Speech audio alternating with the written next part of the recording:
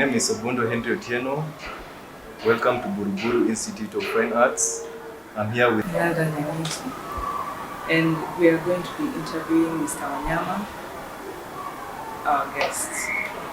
Yeah, my name is Wanyama Obutu. I am a trainer in this institution, Buruburu Institute of Fine Art. And apart from that, I'm also a student at Kenyatta University, and I'm completing my master's, which I was doing a research on the Lamu as a painting medium with their culture. So that is what I've been doing currently. So I'm so happy to be interviewed with you great people. Yes. Yeah. Thank you for making time for coming to the interview. Thank you. So we're going to be asking a few questions.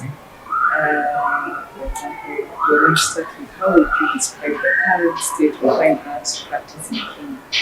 Oh, the current status of fine art practice in Kenya. Yeah, I can say that the practice in fine art of Kenya it is doing well. Because if you look at our institution, we have a good numbers of students who are coming to actually train and learn art. So that means that the current status of fine art is doing well. Again, if you go around the city every time, you also find that there's a lot of exhibitions there with a lot of shows which young people are being engaged. So the status of fine art, I can say it is positive and it's really doing well. I'd like to support you on that. Yes. The government coming up with the CBC to nurture the talents of these upcoming young children. Yes. Yes. Yeah.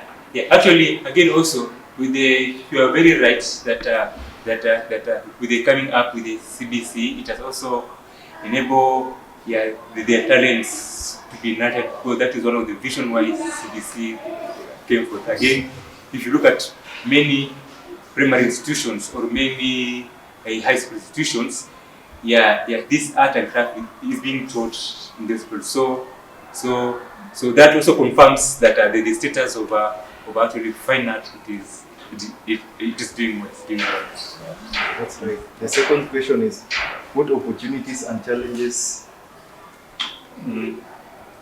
What opportunities and challenges Kenya artists face? But in terms of the opportunities, there's a lot of opportunities when it comes to fine art. A lot of opportunities there.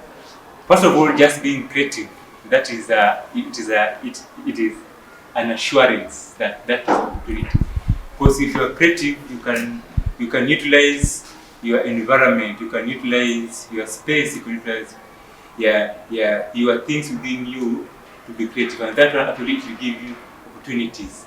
Again, also comes in terms of the fulfillment. Are you getting fulfilled with what you are doing?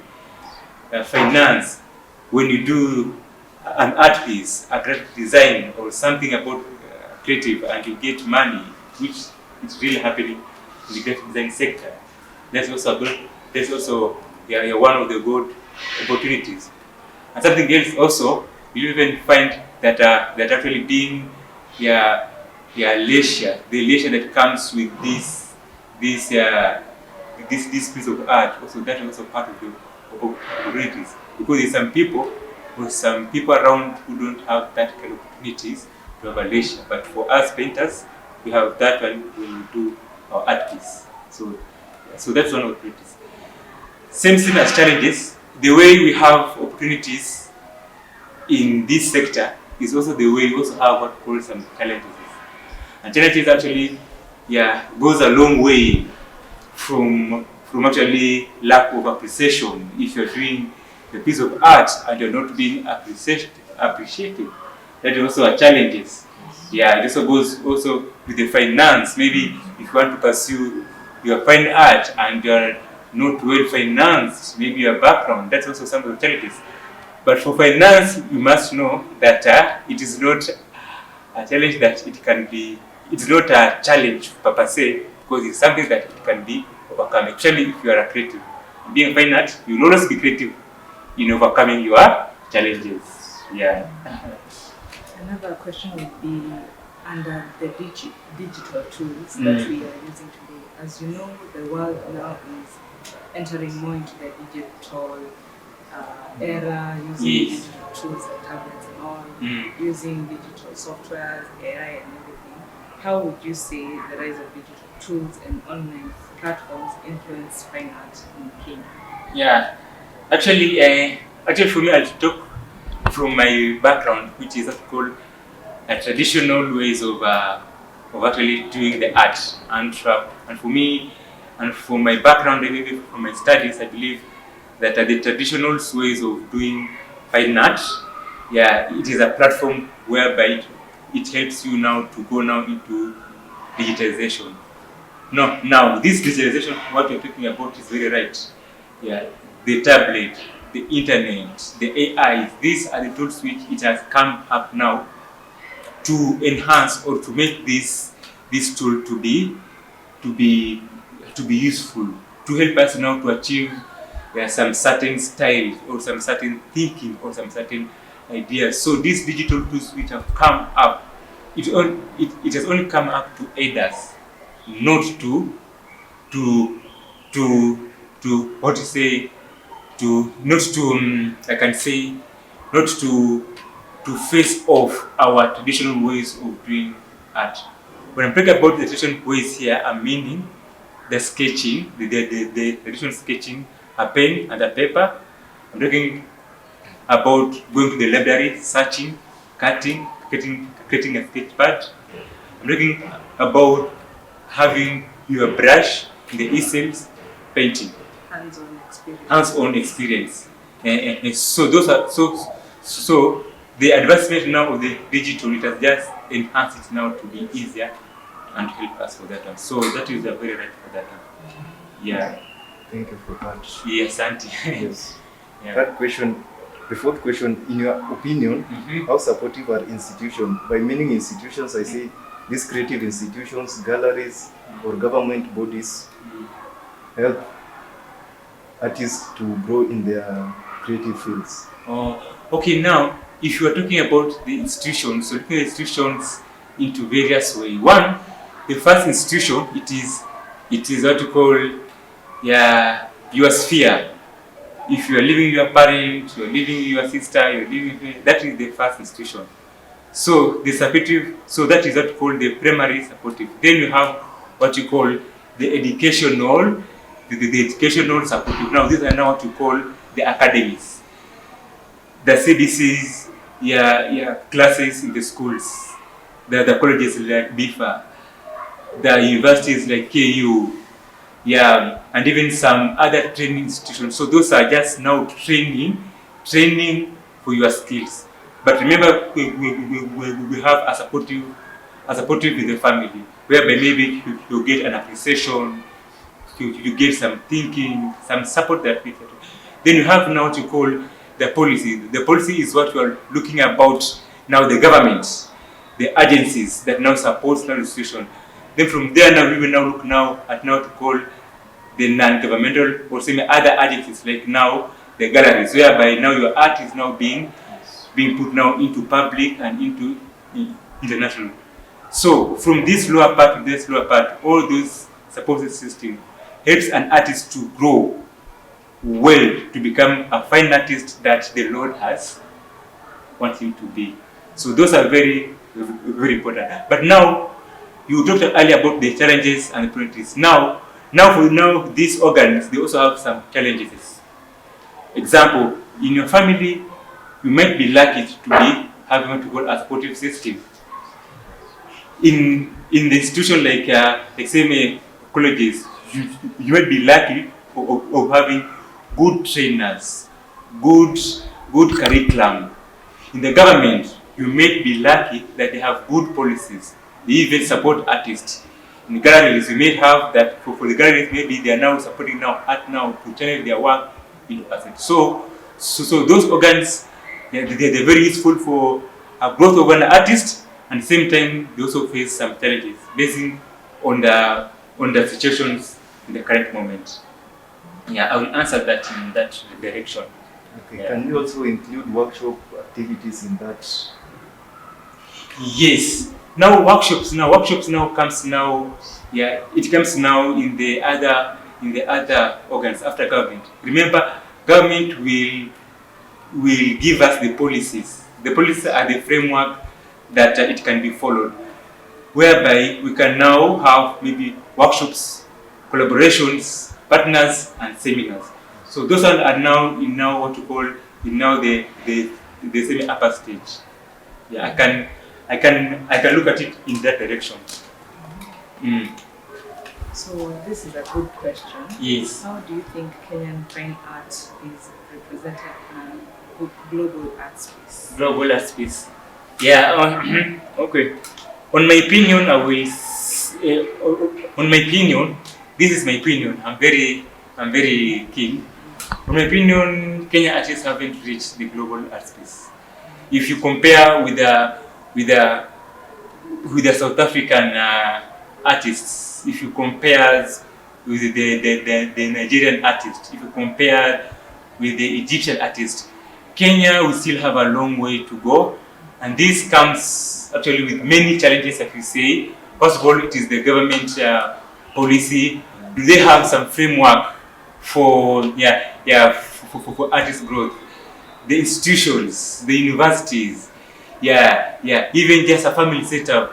Do they have some supportive system that can make now the Kenyan artist to be global? Because if you look at the other countries like USA, art is not just channeled into the high place, but it starts from the lower place to the upper place. That's why you find that the supportive of artists in the global arena, it is easier compare us in Kenya. So we still have a long way to go. Maybe with our passion and influence, we'll be able to channel our need to that global space. Yeah. Yeah, thank you for that. Asante. Our next question, Mhm. what role do cultural heritage, contemporary issues, example, identity, politics, environment, play in shaping Kenya fine art today?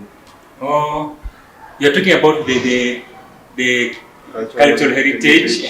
What else are you looking about? Issues, contemporary issues, Social issues. What else are you looking at it? in terms of identity, politics, or the environment. Yes. It's now, now in terms of the role. For me, I will look at it as a role of fine art, in this area, in the heritage and in the social, and in the social commentaries. Commentaries. So this one, I will say that fine artists play a bigger role there, because now for the cultural heritage, it is the artist who carries the culture, cultural heritage. Especially an artist who has been engaged into these cultural practices, cultural, flood. They will be able to bring their identity in whatever they do. A good example, it is me as a researcher now. When I was doing my research, it was about the culture, and but then I'm a fine artist by background, by passion, by everything. So when I went to my fieldwork in Lamu, I identified the cultural heritage. I interacted with their cultural heritage. You know what I was able to do currently? I was able to come up with a book that talks about the cultural heritage. I was able to come up with what you call the painting that talks about the cultural heritage. So that is one of the good example about the social issues. Artist, he's a social person. When he sits in any environment, an artist interacts, an artist dance, an artist walks around, an artist cry, by the way, an artist laugh, an artist mingle in religious, in secular spaces. An artist even dresses in a very funny way. That's an artist. So that is social amenities of an artist. So when that social amenities now affect an artist negatively, you will find that you start now to express that now into their paintings. A good example is this financial bill, the financial 2024. You can find that most of the paintings that came across that they were social. social peace, because they were talking about their social issues. So artists also play a very big role in social issues. So the identity now comes when an artist now interact with his environment, and then he now express it now into his world through his culture and even through his social influence. Yeah. Still on the whole interaction between of an artist and the environment, we also notice that artists tend to do certain collaborations with other artists. So how do you think collaborations between artists, designers, and other creatives contribute to the development of in the field? Actually, we are talking about the For me, I will look at it that collaborations plays a bigger role for artists to grow. This whereby an artist usually has what you call a visual skill and expression skill. So that skill it only dwells in an artist.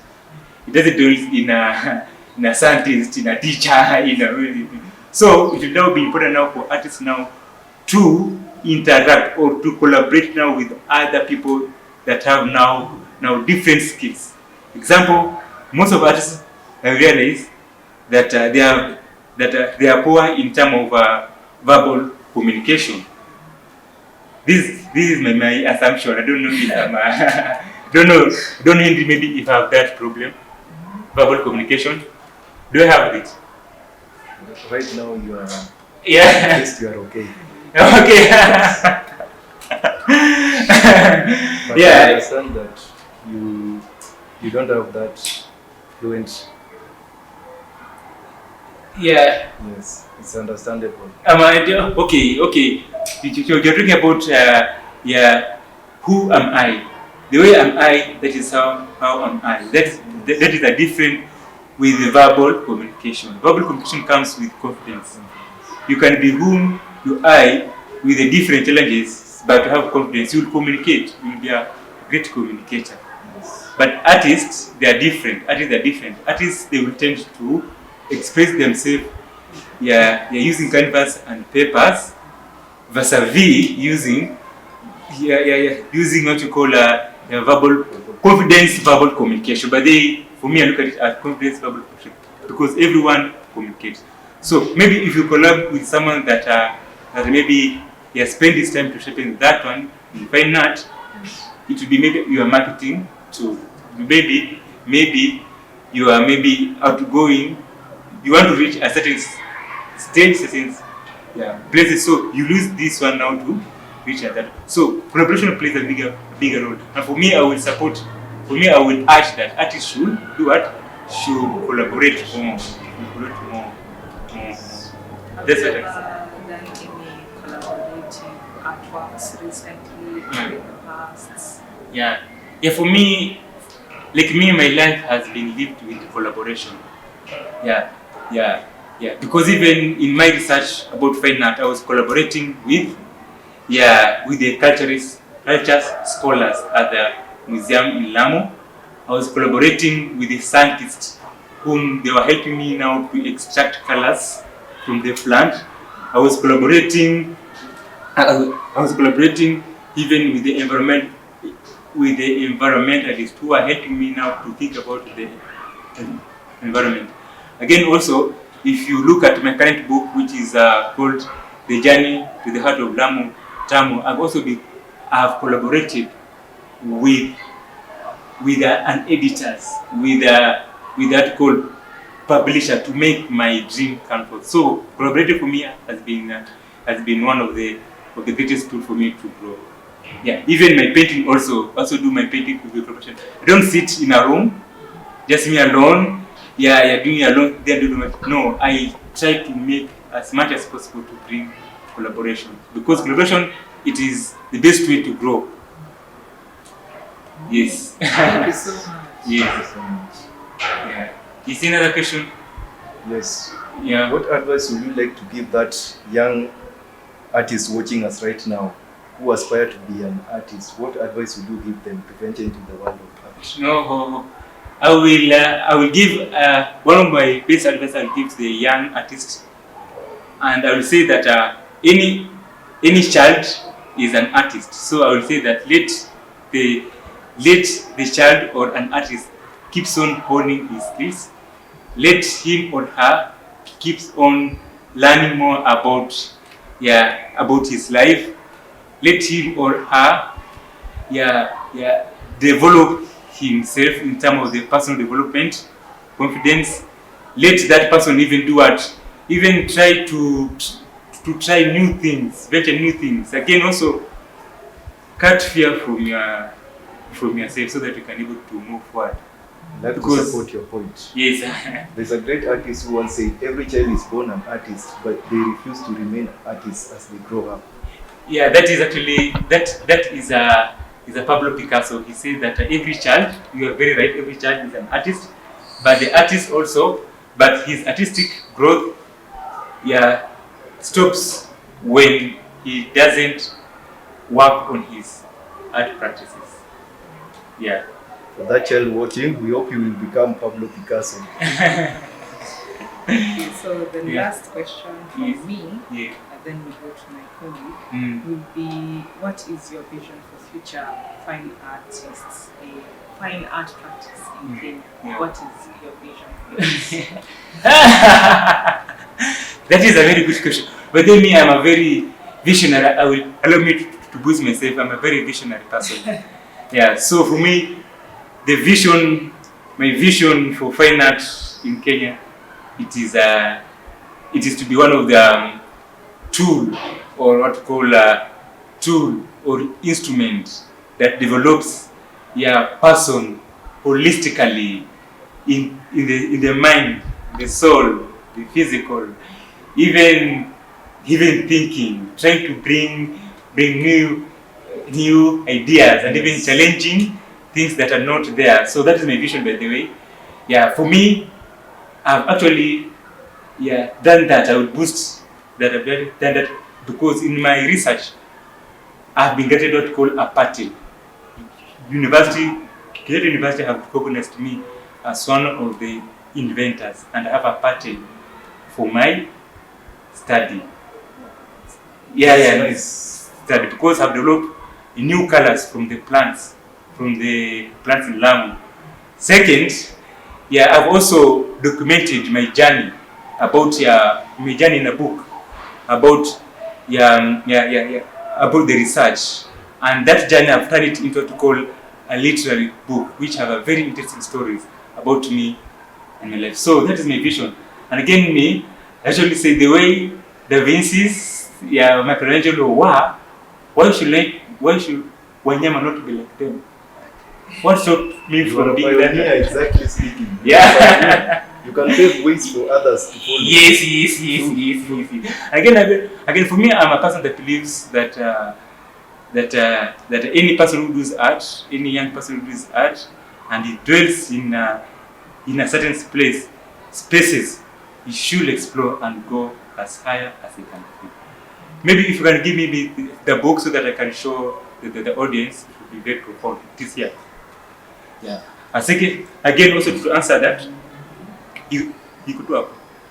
Yeah.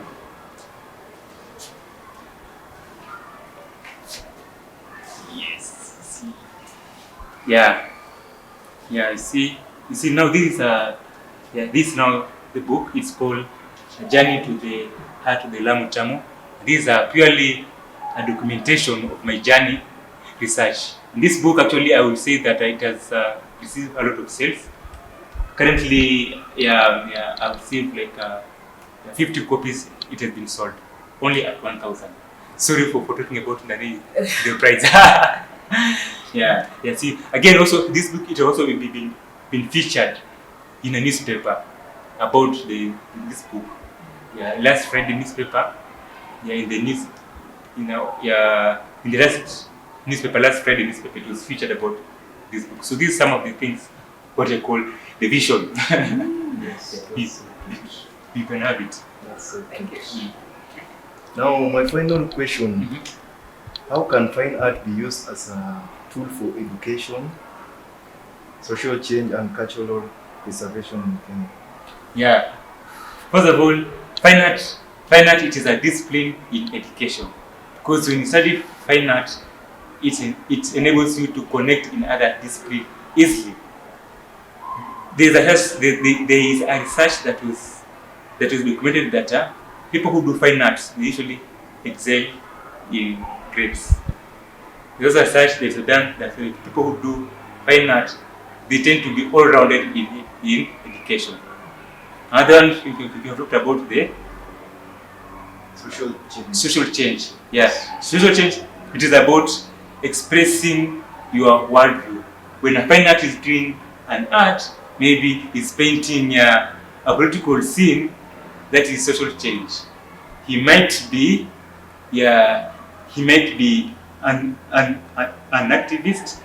He might be, yeah, bring some ideas to the public. He might be also be communicating about certain issues in the Self-awareness. yes, yes.